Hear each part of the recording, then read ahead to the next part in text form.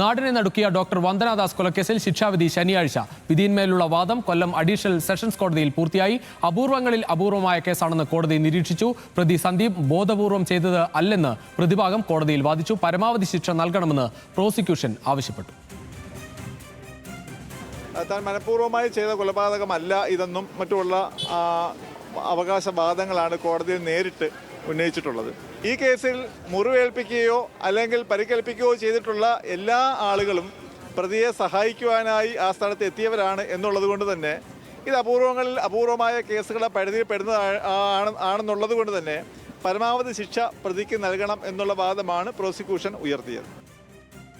ഷമീർ അബ്ദുൽ ചെരിക്കാണ് കൂടുതൽ വിവരങ്ങളുമായി. ഷമീർ, എന്തായാലും അപൂർവങ്ങളിൽ അപൂർവമായ കേസാണ് എന്ന് നിരീക്ഷിക്കുമ്പോൾ ഒരു കടുത്ത ശിക്ഷ തന്നെ പ്രോസിക്യൂഷൻ പ്രതീക്ഷിക്കുകയാണ്. തീർച്ചയായിട്ടും അത്തരത്തിലുള്ള വാദപ്രതിവാദങ്ങളാണ് രുചീഷ് കോടതിക്ക് മുമ്പിൽ നടന്നത്. 21-ാം തീയതി കോടതി വിധി പറയുമ്പോൾ അത് ഏത് തരത്തിലായിരിക്കും ആ ശിക്ഷാവിധി ഉണ്ടാവുക എന്നുള്ളതാണ് ഏവരും ഉറ്റുനോക്കുന്നത്. ഇന്ന് പ്രധാനമായും നടന്നത് കഴിഞ്ഞ ദിവസം പ്രതി കുറ്റക്കാരനാണെന്ന് കണ്ടെത്തി. ആ കുറ്റക്കാരനാണെന്ന് കണ്ടെത്തിയതിന് മേലുള്ള വാദപ്രതിവാദങ്ങളാണ് ഇന്ന് കോടതിക്ക് മുമ്പിൽ നടന്നത്. പ്രതി സന്ദീപിനോട് ഇന്ന് കോടതി ആദ്യം ചോദിച്ചത് എന്തെങ്കിലും പറയാനുണ്ടോ എന്നാണ് ചോദിച്ചത്. എന്നാൽ ചെയ്തത് എന്താണെന്ന് തനിക്കറിയില്ല എന്നായിരുന്നു കോടതിയിൽ സന്ദീപ് പറയുന്നത്. പ്രായച്ചിത്തം ചെയ്യാൻ പറ്റുമോ എന്ന് സന്ദീപ് കോടതിയോട് ചോദിച്ചു. അമ്മയ്ക്ക് താൻ മാത്രമേ ഉള്ളൂ, കുറഞ്ഞ ശിക്ഷ നൽകണം എന്ന് ഇയാൾ കോടതിയിൽ പറഞ്ഞു. പക്ഷേ പ്രോസിക്യൂഷൻ ഇതിനെയൊക്കെ തള്ളിയിരുന്നു. ശിക്ഷയിൽ നിന്ന് രക്ഷപ്പെടാനുള്ള ബാലിശമായ കാരണങ്ങൾ മാത്രമാണ് പ്രതി പറയുന്നത്.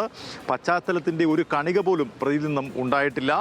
അലറി വിളിച്ച് പുറത്തേക്ക് പോയ പെൺകുട്ടിയെ പിന്തുടർന്ന് കയ്യിൽ പിടിച്ച് തൻ്റെ ശരീരത്തോട് ചേർത്ത് നിർത്തി കുത്തി കൊലപ്പെടുത്തുകയായിരുന്നു. അതിൽ ആ കുറ്റകൃത്യത്തിൻ്റെ വലിപ്പം എത്രത്തോളമാണെന്ന് ഇന്ന് പ്രോസിക്യൂഷന് കോടതിക്ക് മുമ്പിൽ തെളിയിക്കാനും കഴിഞ്ഞു. ഒപ്പം തന്നെ മാതാപിതാ ഗുരു ദൈവത്തോട് അടുത്തു നിൽക്കുന്നയാളാണ് ഗുരു, മാതൃക ആവേണ്ടയാളാണ് അധ്യാപകൻ.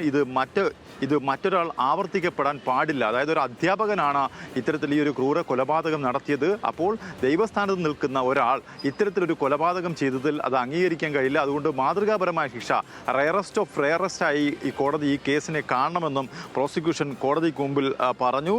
എന്തായാലും കോടതി 21-ാം തീയതി ഇതുമായി ബന്ധപ്പെട്ടുള്ള വിധി പ്രസ്താവന നടത്തും. അന്നറിയാം പ്രതിക്ക് ഏത് തരത്തിലുള്ള ശിക്ഷയായിരിക്കും കോടതി നൽകുക എന്നുള്ളത്. രുചീഷ്.